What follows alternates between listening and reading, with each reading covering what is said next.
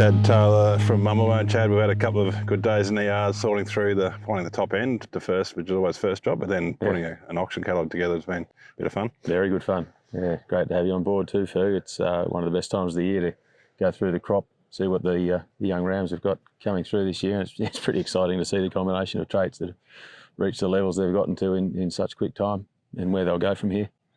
Yeah, we're sitting here sort of watching them wander up behind us, and they're looking good. A nice finish on them. Still got a month to sail, so yeah, still, 6 weeks even. Still got a bit of growth to do, but they're looking good. I guess the traits you've been working hardest on recently, sort of worm, stag, really starting to come together this year. Yeah, a lot of those traits. I suppose the traits that are under control are things like wrinkle, growth, fat, muscle are well under control. They'll just tick along doing their thing for some time. But dag's one that's really taken off this year particularly. It's been ticking away, coming down quite nicely the last few years due to selection, but this year it's really dropped through the floor, which is great to see. Yeah, I guess I feel like we used to have one ram that we get all excited about, and now it's sort of we get 25 we get excited about and have to fight to get them down to numbers, which is pretty exciting. And I guess we're also conscious that there's a whole heap of ram lambs that are sitting there ready to roll for next year's joining as well, which keeps the things moving along pretty quickly. Yeah, and that's we talk about combining genetics and management, and the management we've got around us now with Josh and Ed. Getting those young lambs off to a great start means they're up and ready to join at such a young age, which gives us that insight into next year's crop at 12 months ahead of time. So takes the pressure off needing to keep so many rams ourselves, which means there's more stud size in the sale available for other people, and it just means we can really kick that genetic gain along very quickly, which is what's been happening these last few years. It's just changing the game again, putting these traits together in such quick time.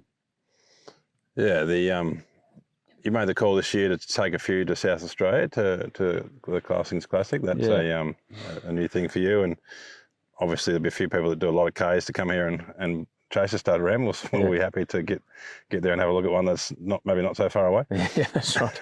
A lot of stud rams going down to that South Australian region.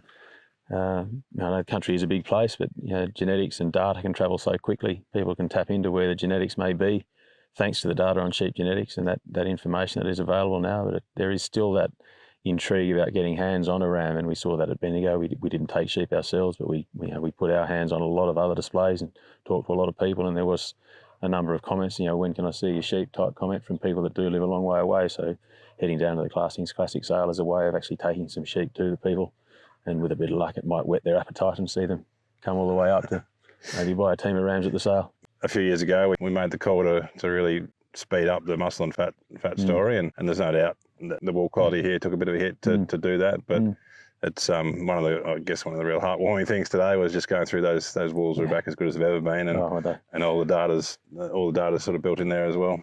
I suppose that the reason we went so hard in that fat muscle space was because we saw those traits as a real weakness in the Australian merino, so we wanted to drive it in really quickly, and we did.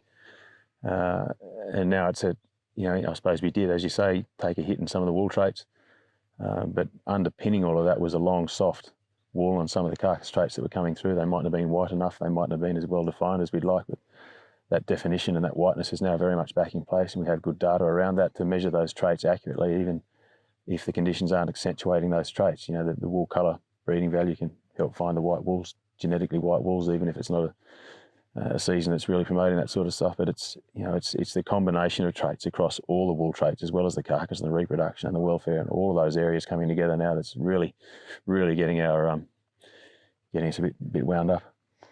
Yeah, indeed. You mentioned your management team, Ed and Josh, are obviously top shelf, absolute top end stock managers.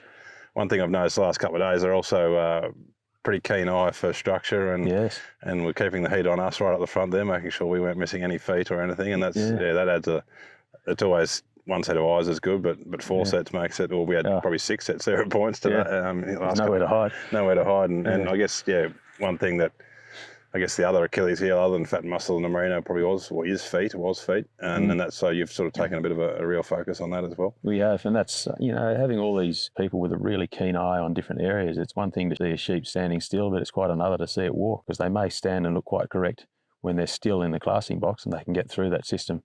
It's just another layer of stringent selection that we can combine with the breeding values that are now across so many traits to make sure that we just don't have any holes in what we're looking at and what we're breeding for.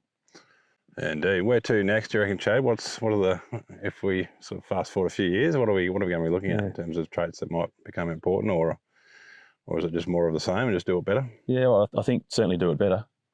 Foot rot resistance is on the cards. I think taking all traits up to higher levels, some more than others, is the approach at the moment. But the goalposts will shift, and I think when they shift, they will include foot rot resistance as an accurate breeding value, and that's a space we'd like to step into. No doubt in time there'll be other traits that we don't see coming that may become important, and we'll have to readjust the goalposts again, and then make sure we're aiming square for the goalpost in their new position. But that's the whole art of breeding, I guess. So I suppose it's really lifting the traits in that balanced way is the short-term focus, looking to include foot rot resistance in the short to medium term, and then being ready to include whatever comes that we haven't seen coming yet. Yeah, indeed. You're early adopters of our sort of indexing tool, and we've made it better all the time, and really quite keen to give you a look through our most recent version of it, probably this evening or at some point. How much value is that, having a number to look at that's 100% aligned with your objective? How's that helped? I guess. Yeah, it's a fabulous change. I've been pretty blasé about industry indexes, and part of that thinking was that it didn't cover enough traits. So it could be an index that has a high value for a sheep that could still have a weakness that's not included in that index mix. But having a specifically tailored index across a broad range of traits doesn't allow any one trait to really skew the index to a high level at the expense of something else. So I'm actually really loving what this index tool has brought to the table. It's a great innovation. And just the quick reference to see an animal with one figure, whether it's a high indexing animal or not, and then being able to adjust our sights quickly on the back of that first point of reference. So it really has streamlined and made far more efficient our selection decisions, and importantly, it's made them far more accurate to further increase the rate of genetic gain. Excellent, mate. Looking forward to see where the sheep go in the next few years. It's always good to be here and seeing the sheep. Great to have you here, boss. Cheers, mate.